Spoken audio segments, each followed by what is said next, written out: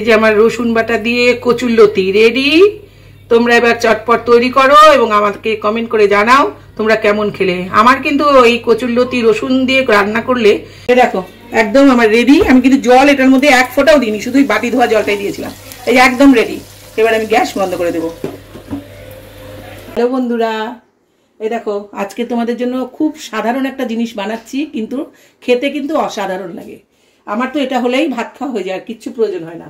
এই দেখো এখানে আমি হাফ কিলো কচুরলতি কেটে নিয়েছি, আর এখানে কিচ্ছু না, খুব নর্মাল কয়েকটা জিনিস দিয়ে রান্না করব, কিন্তু খেতে কিন্তু অসাধারণ হবে। আর এখানে আমি পরিমাণ মতো 1 চামচ হলুদ নিয়েছি, 1 চামচ কাশ্মীরি লঙ্কার গুঁড়ো আর 1 চামচ লবণ নিয়েছি। এখানে শুকনো লঙ্কার গুঁড়ো আমি ব্যবহার করব না, শুধু কালারটা আনার জন্য কাশ্মীরি লঙ্কার গুঁড়ো নিয়েছি একটু। এই কাঁচা লঙ্কা দিয়ে রান্না হবে। আর এখানে যে 8-10টা কাঁচা লঙ্কা আমি বেটে নিয়েছি। এই দেখো 8-10টা কাঁচা লঙ্কা আমি বেটে নিয়েছি, এটা ঝাল না হলে ভালো লাগবে না।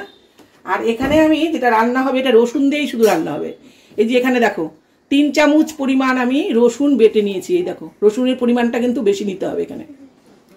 আর এখানে আমি লাস্টে 1 চামচ চিনি ব্যবহার করব। আর শুধু এই দেখো আমার কড়াইয়ে তেল গরম হয়েছে, তেলটা এটা একটু বেশি পরিমাণ লাগে। আমি কড়াইয়ে যে একটা এবার শুকনো লঙ্কা ফেলে দেবো। এই দেখো কড়াইয়ে আমার তেল কিন্তু পাশে কড়াইয়ে তেল গরম হচ্ছে, একটা শুকনো লঙ্কা ফেলে দিলাম।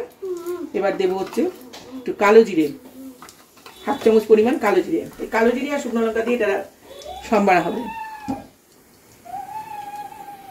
দেখো আমি তেলের মধ্যে এই যে রসুনগুলো, এই যে রসুনটা নিয়েছিলাম রসুনটা দিয়ে দিলাম। এটা রসুনটাতে রসুনের টেস্টটা হবে, এটা কিছুই লাগে না রান্না করতে, কিন্তু খেতে হয় অসাধারণ। দেখো 2-3 মিনিট রসুনটাকে এরকম ভাজবে, ভেজে এর মধ্যে আমি দিয়ে দেবো এখন শুকনো লঙ্কার গুঁড়োটা, হলুদ লবণ এর মধ্যে দিয়ে দিলাম। কাঁচা লঙ্কা বাটাটা রেখেছিলাম সেটাও দিয়ে দিচ্ছি। একটুখানি আমি রাখবো, নামানোর আগে দেবো। একটু কাঁচা লঙ্কা বাটা আমি রেখে দিলাম বাটিতে, নামানোর আগে তো দেবো। রান্না করতে তেলটা একটু বেশি লাগে। আমি মোটামুটি ধরো 75 গ্রাম মতো তেল দিয়েছি এর মধ্যে। এই বাটির গলা গলা বাটি, এই বাটির গলা গলা বাটি, এটা ছোটো বাটি আমার, এটা গলা গলা এইটুকু মতো পরিমাণ আমি তেল দিয়েছিলাম। কচুরলতিগুলো ঢেলে দিচ্ছি এর মধ্যে। এর মধ্যে কিন্তু জলের প্রয়োজন নেই, এটা দিয়েই কষাতে কষাতেই তোমার রান্না হয়ে যাবে। সেই সামান্য একটু জল আমি দেবো, এই জলটাকেও আমি শুকিয়ে ফেলবো, এর মধ্যে জল থাকবেই না। এইবার আমি গ্যাসটাকে দেখো কড়াইটাকে ঢেকে দিয়েছি।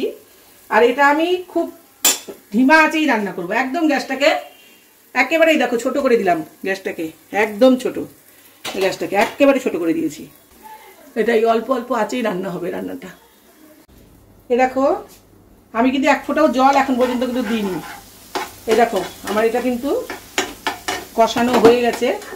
আমি একদম লো আঁচে দিয়ে করবে, গ্যাসটাকে বাড়াবে না, একদম লো আঁচে দিয়ে করবে।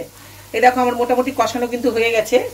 আমি এটা জল দেবও না, নামমাত্র জল। এই এখানে আমি একটুখানি ওই যে লঙ্কা বাটা রেখেছিলাম সেই পাত্রটা ধুয়ে খালি একটু জল দিলাম, দেবো না জল আমি এটাতে। এখন মোটামুটি সেদ্ধ আমার হয়ে গেছে। এখন এই পর্যায়ে আমি শুধু এই যে 1 চামচ চিনি যোগ করব। একটু চিনি না দিলে তরকারি তরকারির স্বাদ খুলবে না। আর একটুখানি এই যে লঙ্কা বাটা রেখেছিলাম যে অল্প একটু কাঁচা লঙ্কা বাটা, তোমরা কাঁচা লঙ্কা চেরাও দিতে পারো। আমার আজকে কাঁচা লঙ্কা ঘরে নেই, আমি কাঁচা লঙ্কা বাটাই দিচ্ছি। দিয়ে এই 2 মিনিট, এখন 2 মিনিট ঢেকে রাখবো, রাখলে আমার কচুরলতি রেডি হয়ে যাবে। 2 মিনিট পরে দেখো একদম আমার রেডি। আমি কিন্তু জল এটার মধ্যে 1 ফোঁটাও দিইনি, শুধুই বাটি ধোয়া জলটাই দিয়েছিলাম। এই একদম রেডি। এবার আমি গ্যাস বন্ধ করে দেবো। এই যে আমার রসুন বাটা দিয়ে কচুরলতি রেডি। তোমরা এবার চটপট তৈরি করো এবং আমাকে কমেন্ট করে জানাও তোমরা কেমন খেলে। আমার কিন্তু এই কচুরলতি রসুন দিয়ে রান্না করলে এই 1 থালা ভাত এটা দিয়ে খাওয়া হয়ে যাবে।